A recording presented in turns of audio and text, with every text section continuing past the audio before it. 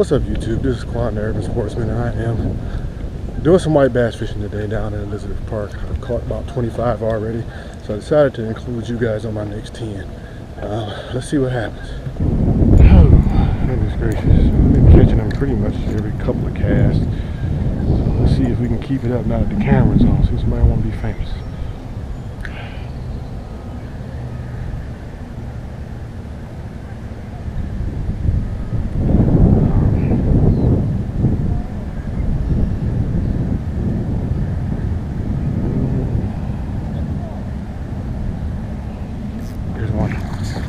First cast, y'all. First cast. There's one right in front of me.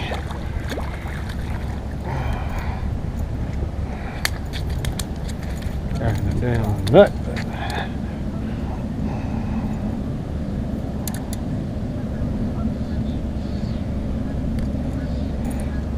A decent white bass. Woolly bugger spinner on white is what I'm catching them on. Right in front of me.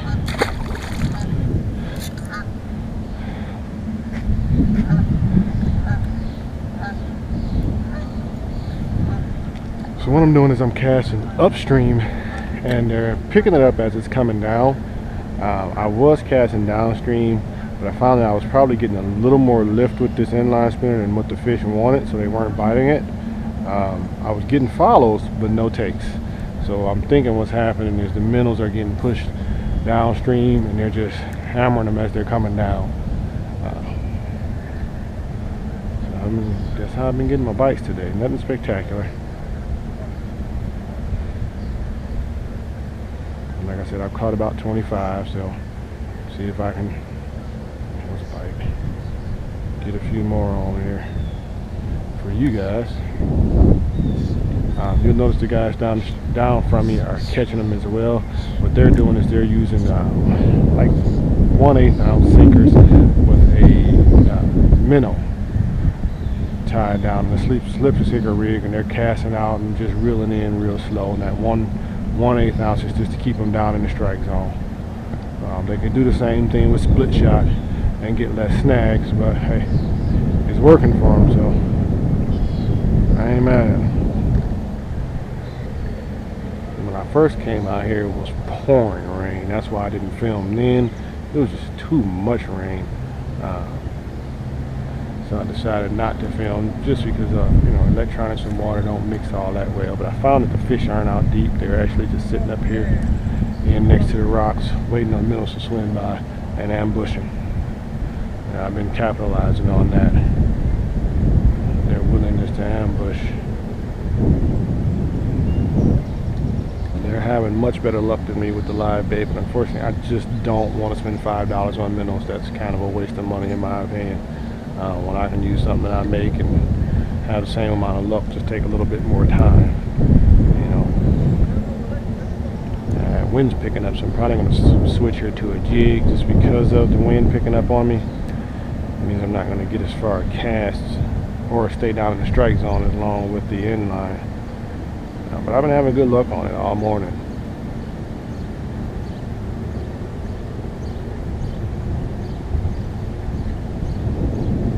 There's one right up close. As you can see, that's a big one.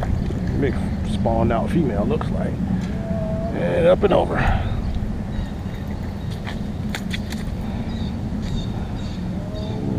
filming, not just talking. So there's another decent one. Look like a spawned out female. She's staring at me and not happy about it. She can go back. Pitch on back behind me. Start my walk back down to where I was. Now with the woolly bugger jigs and bucktails, I can go a little slower, but I do twitch it a little bit to give them a little more action. With that inline, the blade gives it a lot of action. With these guys, you're the action, so you gotta kind of make it do a little more work here. But like that, it gets you instant results. Uh-oh. You yank that little guy out. This guy's a little guy. But they like it. This guy's little. Yeah, this guy might be 12 inches. Nothing spectacular. Little guy. He's out.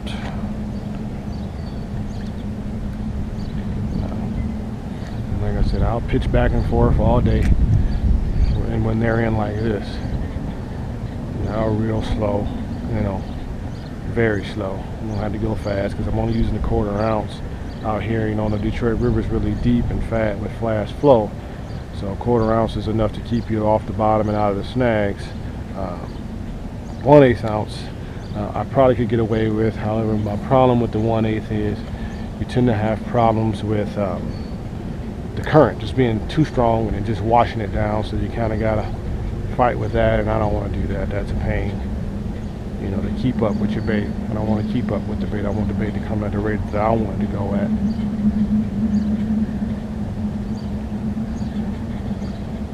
I don't know if you guys can see it, but I got about 18 inches of visibility on this chartreuse jig,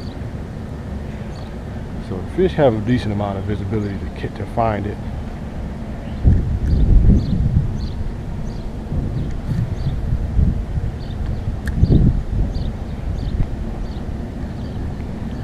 You'll notice that every time I cast, the little red-winged blackbirds think I have live bait on, so they go flying out to see if a minnow is going to fly off.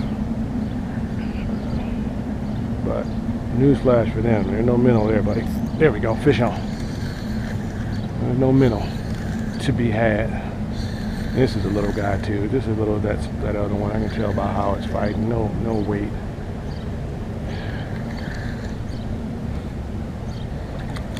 You know, yeah.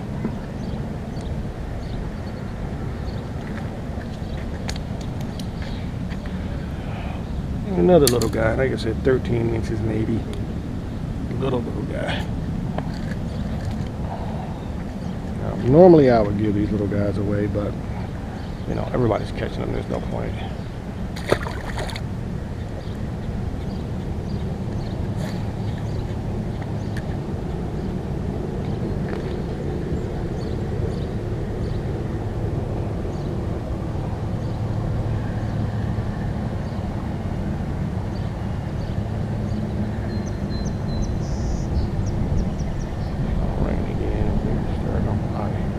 There's one. Got another one.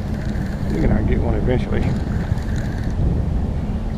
You know, they're just, like I said, they're just moving back and forth. So wherever the school is, I just gotta find some fish that are feeding actively.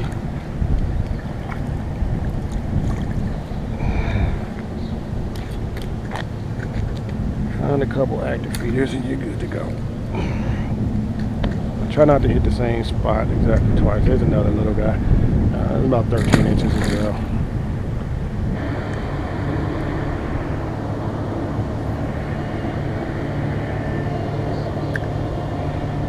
Now, a lot of times, you kind of want to keep a tight line. The reason why is because a lot of times you'll actually suck it in while it's on the fall, which is cool.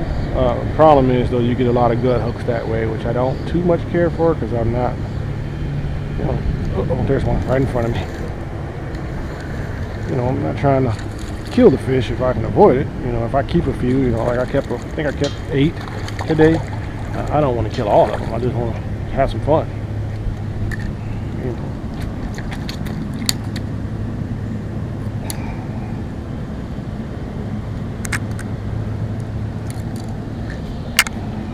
Another cookie cutter.